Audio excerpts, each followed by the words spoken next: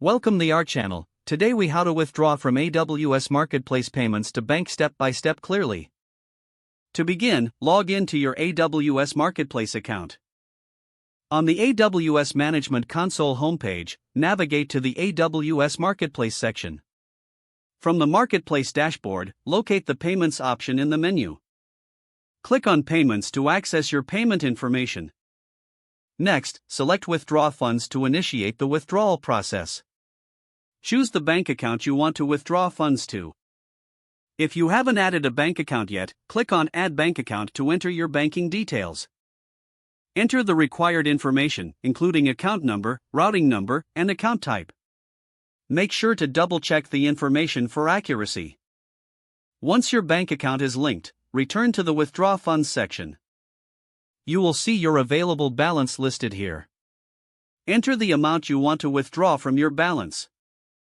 Review the withdrawal details to ensure everything is correct. After confirming, click on the Withdraw button to process your request. You should receive a confirmation message indicating that your request is being processed. Check your email for updates regarding your withdrawal. Funds typically take a few business days to be transferred to your bank account. To track your withdrawal status, revisit the Payments section in your AWS Marketplace account. Keep an eye on your bank account to confirm the funds have been deposited. If you encounter any issues, refer to the AWS support documentation or contact AWS support directly for assistance.